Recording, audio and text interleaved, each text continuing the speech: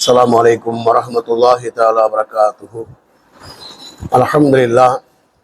அன்புக்கும் மன்னியத்திற்கும் உரிய அல்லாஹுவின் நல்லடியார்களே, அருமைய சகோதரர்களே, அல்லாஹுடைய அளப்பெரும் கருணையினால் நாள்தோறும் சில நல்ல விஷயங்களை அறிந்து வருகின்றோம்.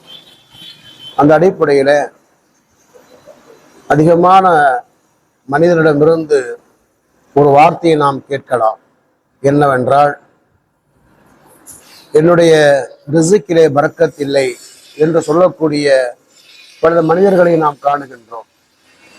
நாம் எவ்வளவுதான் சம்பாதித்தாலும் கூட நம்முடைய ரிசுக், நம்முடைய வாழ்வாதாரங்கள் போதுமானதாக இல்லை. அதனால என்ன சொல்றாங்கன்னா, பொதுவா நம்ம என்னதான் சம்பாதிச்சாலும் கூட நம்முடைய ரிசுக் எங்களுக்கு போதுமானதாக இல்லை, பொருளாதார நெருக்கடியிலே நாங்கள் சிரமப்படுகின்றோம் என்பதாக பல மனிதர்கள் புலம்புவதை, பரிதவிப்பதை நாம் பார்க்கின்றோம். இதற்கு அல்லாஹும் ரசூலும் நமக்கு 4 விஷயங்களை கற்றுத்தருகிறார்கள். அறிஞர் மக்கள் கூறுகிறார்கள், மன் ஆராத ரிசுக்க அலைஹி பி அர்பாத்தி அஷ்யா. யார் வாழ்வாதாரத்தை நாடுகிறார்களோ, யார் ரிசுக்கை, பொருளாதாரத்தை நாடுகிறார்களோ, அவர்கள் 4 விஷயங்களை கடைபிடிக்குமாறு குர்ஆன் ஹதீஸுடைய அடிப்படையில் அறிஞர் மக்கள் எழுதுகிறார்கள். முதலாவது சொல்றாங்க, தொழுகையை பேணுதலாக தொழ வேண்டும். அவர் தொழுவது மட்டுமல்ல, வீட்டில் உள்ள அனைவரும், தொழுகை கடமையான அவருடைய மனைவி மக்கள் அனைவரும் 5 நேரத்திலே தொழுகைகளை பேணுதலாக நிறைவேற்றுகிற நேரத்திலே அவருடைய ரிசுக்கிலே பரக்கத்து ஏற்படும் என்பதாக அறிஞர் மக்கள் கூறுகிறார்கள். அதற்கு ஆதாரமாக குர்ஆனுடைய ஒரு வசனத்தை கூறுகிறார்கள். அல்லாஹ் தன் திருமறையிலே சூரத்து தாஹாவிலே கூறுகிறார், வஅமுர் அஹ்லக பிஸ்ஸலாத்தி வஸ்தபிர் அலைஹா லா நஸ்அலுக ரிஸ்க நஹ்னு நர்சுகுக. நபியே, உங்களது குடும்பத்தினரை தொழுமாறு ஏவுவீராக. நபியே, உங்களது குடும்பத்தினரை தொழுமாறு ஏவுவீராக, அதில் நிலைத்திருப்பீராக. நாமிடத்திலே ரிசுக்கை கேட்கவில்லை, நாமே உமக்கு தேவையான ரிசுக்கை வழங்குகிறோம் என்று அல்லாஹ் கூறுகின்றான். ஆக இந்த வசனத்தின் அடிப்படையிலே குடும்பத்தினர்கள் அனைவரும் தொழுகிற நேரத்திலே அல்லாஹு தஆலா ரிசுக்கிலே பரக்கத் செய்கின்றான். சில வீடுகளிலே அப்படி பரக்கத் இல்லாமல் போறதுக்கு என்ன காரணம் அப்படின்னா, வீட்டுல என்ன செய்யறாங்க, சிலர் தொழுகிறாங்க, சிலர் தொழுகிறது இல்லை. கணவன் தொழுதா மனைவிட்ட தொழுகை இல்லை, மனைவி தொழுதா கணவன் தொழுகை இல்லை, 2 பேரும் தொழுதாங்கன்னா பிள்ளைகிட்ட தொழுகை இல்லை. அதனால அந்த ரிசுக்கில் பரக்கத் இல்லை. அல்லாஹ் இங்க என்ன கூறுகிறான் கவனிக்க வேண்டும். நபியே, நீங்கள் தொழுமாறு ஏவுவீராக, யார் குடும்பத்தினரை தொழுமாறு ஏவுவீராக என்று அல்லாஹ் கூறுகிறான்.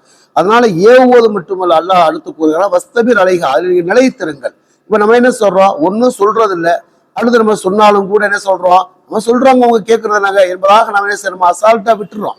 அதனால என்ன செய்யறது, அந்த ரிசுக்கில் பரக்கத் இல்லாமல் போகிறது. ஆக முதலாவதாக என்ன சொல்றாங்க அப்படின்னா, அந்த குடும்பத்தினர்கள் முழுவதுமாக தொழுகிற நேரத்திலே அல்லாஹு தஆலா ரிசுக்கிலே பரக்கத் செய்கின்றான். இது அல்லாஹுடைய வாக்குறுதி.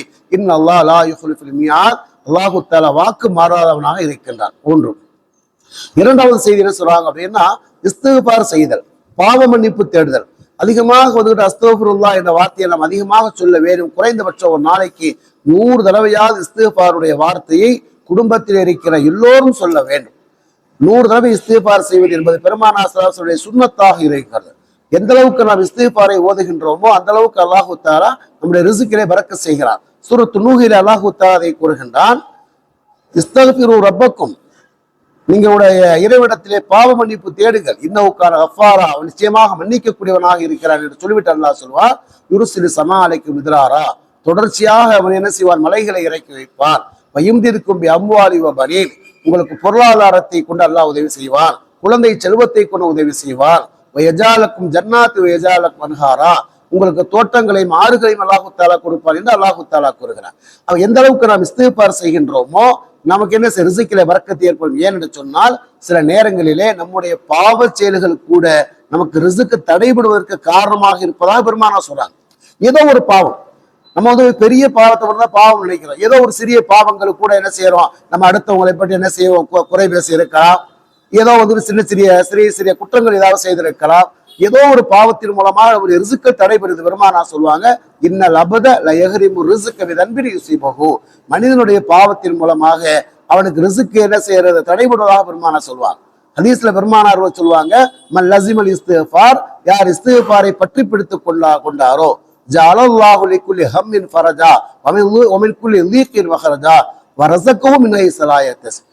யார் இஸ்திக்பாரை பற்றி பிடித்துக் கொண்டார்களோ அல்லாஹு தாலா அவருக்கு என்ன செய்யறான்? எல்லா கவலைகளையும் மகிழ்ச்சியாக மாற்றுகின்றான். எல்லா நெருக்கடியும் அல்லாஹு தாலா அவருக்கு விடுதலை வழங்குகிறான். அவர் அறியாத புறத்தின் அல்லாஹு தாலா ரிஸ்கை வழங்குவதாக ஹஜ்ரத் ரசூலுல்லாஹி ஸல்லல்லாஹு அலைஹி வஸல்லம் சொன்னார். அதனால என்ன செய்ய அப்படின்னா, குடும்பத்தினர் அனைவரும் குறைந்தபட்சம் ஒரு நாளைக்கு 100 தடவை இஸ்திக்பார் ஓதுவதை வளமையாக ஆக்கிக் கொள்ள வேண்டும். மூன்றாவது செய்தி என்ன சொல்றாங்க? சதக்கா செய்தல், தான தர்மங்கள் செய்வதன் மூலமாக ரிஸ்கிலே பரக்கத் ஏற்படும். நம்ம யோசிக்கலாம், என்னடா ஏற்கனவே பொருளாதார நெருக்கடியா இருக்குது, நம்ம எப்படி நம்ம கொடுக்கிறது என்பதாக நாம் யோசிக்க வேண்டிய தேவையில்லை. ஏன்னு சொன்னால், பொய்யே சொல்லாத பெருமானார் ஸல்லல்லாஹு அலைஹி வஸல்லம் சொன்னாங்க, மா நக்கஸத்து மாலு மின் சதக்கத்தின், சதக்கா செய்வதன் மூலமாக உடைய பொருளாதாரத்திலே குறைவு ஏற்படாது என்பதாக பெருமானார் ஸல்லல்லாஹு சொன்னாங்க. இப்படி வந்துகிட்டு என்ன செய்யறது? நான் வந்துகிட்டு இறைக்கைதான் தண்ணீர் தண்ணீருடைய நீரூற்றுக்கள் வந்துட்டு என்ன செய்யுது? உருவாகிறதோ, தண்ணீர் பெருக்கெடுத்து வந்து கொண்டு இருக்கிறதோ, அது மாதிரி நம்ம கொடுக்கத்தான் அல்லாஹு தாலா அந்த ரிஸ்கிலே பரக்கத் செய்கின்றான். சவுதி அரேபியாவில் நடந்த ஒரு நிகழ்வை பற்றி என்ன செய்தாங்க, புக்கில் எழுதியிருந்தாங்க. அது என்ன செய்தார், ஒருவர் தன்னுடைய குடும்பத்துல ரொம்ப சிரமமா இருக்கு, ரிஸ்க்ல பரக்கத் இல்லை, ரொம்ப கஷ்டமா இருக்கு, பொருளாதார நெருக்கடியா இருக்கு, என்ன செஞ்சாரு? அந்த அஜத்தை இமாம் சொல்றாங்க. அந்த இமாம் சொன்னாங்க, உங்களுடைய மாத சம்பளத்துல ஏதோ ஒரு பகுதியை சதக்கா செய்யுங்க என்பதாக. அவர் யோசிச்சாரு, என்னடா ஏற்கனவே என்ன செய்யறோம், நெருக்கடியில இருக்கும், ஏதாவது அதிர்ஷ்டம் கொடுக்க சொல்றாங்கன்னு யோசிச்சாரு. அப்ப டக்குன்னு என்ன செஞ்சாரு, சரி அதிர்ஷ்டம் சொல்றதுல ஒரு ஹைர் இருக்கும், நன்மை இருக்கும் அப்படின்னு என்ன செஞ்சாங்க, அவங்க நினைச்ச என்ன செஞ்சாங்க, கொடுத்தாங்க. அது செஞ்சாரு, கொடுத்தாரு. மாசம் வாங்கக்கூடிய சம்பளத்துல ஒரு பகுதியை சதக்கா செஞ்சாரு. அவர் என்ன செய்யற, சில மாதங்கள் கழிந்து சொன்னார், ஹஜ்ரத் நான் இப்ப எவ்வளவு வசதியா இருக்கேன் அப்படின்னா, நான் நிறைய மக்களுக்கு உதவி செய்யக்கூடிய அளவுக்கு அல்லாஹ் தனக்கு ரிஸ்க்ல பரக்கத் செய்தானாக சொல்லி அவர் கூறியதாக என்ன செஞ்சாங்க, சவுதியினுடைய இதழ்கள்ல வெளியிட்டு இருந்தாங்க. உண்மை இதுதான், இது கற்பனை அல்ல. என்று சொன்னால், நாம் கொடுப்பதன் மூலமாக பொருளாதாரம் குறையாது என்பது பெருமானாருடைய வாக்குறுதி. எப்போதுமே ரிஸ்க்ல பரக்கத்தை என்ன செய்ய அப்படின்னா, தர்மத்தின் மூலமாக என்ன செய்யணும், ரிஸ்க்ல பரக்கத்தை ஏற்படும். பொருளாதார நெருக்கடிங்கிறது 2 விஷயத்துலதான் ஏற்படும். ஒண்ணு, பாவ செயல்கள்ல நாம் செலவு பண்ணாலோ அல்ல ஆடம்பரமான வீண் வரையங்கள் பண்ணா மட்டும்தான் ரிஸ்க்ல பரக்கத்து இல்லாம போகுமே தவிர, அந்த ரிஸ்க் நம்ம சதக்காக்கள் தான தர்மங்கள் செய்கிற நேரத்துல இந்த உலகத்துல தர்மங்கள் செய்த மக்கள் யாரும் அழிந்ததாக வீழ்ந்ததாக சரித்திரம் கிடையாது. மூணாவதாக ஒரு விஷயம். நாலாவதாக என்ன சொல்றாங்க அப்படின்னா, ஹஸ்புன் அல்லாஹ், அல்லாஹ் எதை கொடுத்தானோ அதை பொருந்தி கொண்டு ஹஸ்புன் அல்லாஹ் என்ற வார்த்தை அவர் கூறுகிற நேரத்திலே அல்லாஹு தஆலா அவருடைய ரிஸ்கிலே பரக்கத் செய்கிறார். சூரத் தௌபா என்ற 9வது சூராவுடைய 59வது வசனம் அல்லாஹு தஆலா தன் திருமலை கூறுகிறான், வலவ் அன்னஹும் ரதும் ஆத்தாஹுமுல்லாஹ் வ ரசூலுஹு, அல்லாஹ் ரசூல் அவர்களுக்கு கொடுத்ததை அவர் பொருந்தி கொண்டு, வகாலு ஹஸ்புன் அல்லாஹ், அல்லாஹ் எங்களுக்கு போதுமானவன் என்று அவர் சொன்னார். சயூதீன் அல்லாஹ் மின் ஃபத்லிஹி வ ரசூலுஹு, அல்லாஹும் அவருடைய தூதரும் அவனுடைய அருளிலிருந்து என்ன செய்வாங்க, வழங்குவார்கள் என்று அல்லாஹு தஆலா கூறுகிறார். இது சஹாபாக்களுக்கு சொல்லப்பட்ட செய்தியாக இருந்தாலும் கூட என்ன அறிஞர் பெருமக்கள் என்ன சொல்றாங்க அப்படின்னா, எப்போது அல்லாஹ் எதை நமக்கு வழங்குகின்றானோ அதை பொருந்திக் கொள்ள வேண்டும். அது குறைவாக இருந்தாலும் கூட பொருந்திக் கொள்ள வேண்டும். இரண்டாவதாக என்ன செய்யணும், ஹஸ்புன் அல்லாஹ், அல்லாஹ் எங்களுக்கு போதுமானவன் என்று நம்பிக்கை வைக்கிறேன். அப்ப அல்லாஹ் கொடுத்தது, இப்போது கொடுத்ததை பொருந்திக் கொள்ள வேண்டும். வரக்கூடிய காலத்தில் அல்லாஹ் எங்களுக்கு வழங்குவான் என தவக்குள் நம்பிக்கை இருந்து ஹஸ்புன் அல்லாஹ், அல்லாஹ் எங்களுக்கு போதுமானவன் என்று யார் கூறுகிறார்களோ அவர்களுக்கு அல்லாஹ் வாக்குறுதி கொடுக்கிறான். சயூதீன் அல்லாஹ் மின் ஃபத்லிஹி, அல்லாஹு தஆலா தன்னுடைய அருளிலிருந்து அவருக்கு என்ன செய்வான், வழங்குவான் என்று அல்லாஹ் கூறுகிறான். பெருமானார் வாழ்ந்த காலத்தில் நாங்க அவங்களும் வழங்கினார்கள். அதைத்தான் அல்லாஹு தஆலா கூறுகிறார். அல்லாஹ் ரசூல் கொடுப்பதை நீங்கள் பொருந்திக் கொண்டால் அல்லாஹ் ரசூலும் கொடுப்பார் என்பதாக. இன்னைக்கு ரசூல் இந்த காலத்து நமக்கு இல்லை. அதனால ரசூல் நமக்கு கொடுக்க போறதும் இல்லை. அதை என்ன செய்வோம், அதை பத்தி நம்ம யோசிக்கிற தேவையில்லை. இங்க நாம் சொல்லக்கூடிய செய்தி, அல்லாஹ் நமக்கு எதை கொடுத்தானோ, எப்போது எதை கொடுத்தானோ, அதை குறைவாக இருந்தாலும் கூட நாம் பொருந்திக் கொள்கிற நேரத்திலே அதுபோல் ஹஸ்புன் அல்லாஹ், அல்லாஹ் எங்களுக்கு போதுமானவன் என்று வருங்காலத்தில் அல்லாஹ் எனக்கு உதவி செய்வான் என்ற தவக்குள் அல்லாஹ் நம்பிக்கை இருக்குமானால் அல்லாஹு தஆலா கூறுகிறான், சயூதீன் அல்லாஹ் மின் ஃபத்லிஹி, அவருடைய அருளிலிருந்து அல்லாஹு தஆலா வழங்குவான் என்று அல்லாஹு தஆலா கூறுகிறான். இந்த 4 விஷயங்களுடைய வாழ்க்கையில் நாம் கடைபிடிக்கிற நேரத்திலே அல்லாஹு தஆலா ரிஸ்கிலே பரக்கத் செய்வான் என்ற விஷயத்தில் எந்த வகையான சந்தேகம் கிடையாது. அதனால நம்முடைய வாழ்க்கை என்ன செய்யணும், இந்த 4 விஷயங்களும் செய்யணும். முதலாவது என்ன செய்யணும், தொழுகையை நாம் என்ன செய்ய கடைபிடிக்க வேண்டும். நம்முடைய முன்னோர்கள் தொழுகையின் மூலமாக சாதித்து நம்ம எவ்வளவு நம்ம பார்க்கிறோம் இல்லையா? ஒரு சஹாபி என்ன செஞ்சாங்க, வீட்டுக்கு வந்தாங்க, உணவு இல்லை, என்ன செய்யறாங்க, வீட்டுல கேட்டாங்க உணவு என்னன்னு கேட்டாங்க, ஒண்ணு இல்லைன்னு சொன்னாங்க. பள்ளிவாசல் வந்து என்ன செஞ்சாங்க, 2 ரக்காத் தொழுதாங்க, வீட்டுல போனாங்க.